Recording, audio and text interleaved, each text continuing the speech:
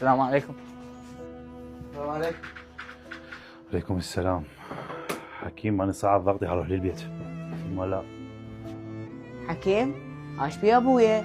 يا معود هذا عادل اجى وسمع ابوك حكايه وانقهر وراح، شو نسوي له؟ ما تقول لي شو نسوي له؟ هسه اذا على ذني سهله، وفلوس العمليه هم دبرت. شو اسمك انت؟ اوقف شلون دبرت يعني؟ هسه انت شو عليك؟ عليك صافي، مو قلت لك ما اعوفك، انت صديقي واخوي. عمود حياتك حيو. بابا انت شنو تبلع عرب؟ دداقه؟ بابا راح اقول لك على شغله، هسه تروح تسويها وترجع. جاهز والله او حلاوه جاهز. شنو السالفه شباب؟ شنو الوجبه؟ الموقف مال باحه، خاف انبلع وياكم، وياي ترى ما انبلع، بس راح اسوي له رومونتادا الا ما تخطر على البال. السلام عليكم.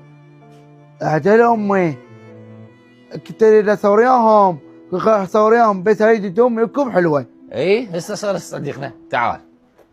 ايه هسه صار صديقي، وبدل القاط قاطين واحلى 10 مليون. تعال. شنو قدك 10 مليون؟ بس فهمني شنو اللي ببالك؟ ايش تريد تسوي؟ عمي انت شلحت؟ اذا ما صعدك سبلوه انا مو حميدو، اصبر لي. السلام عليكم. حميدو سجلت حبيبي سجلت. عافيه لك عافيه. قوم حكيم افتح الكاميرا وصورني. يابا السلام عليكم، انا حميدو وهذا جبل وهذا احمد.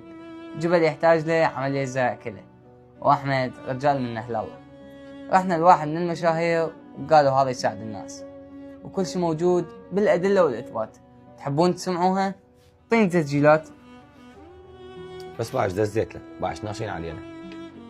يا ابن شو فاتتنا هاي؟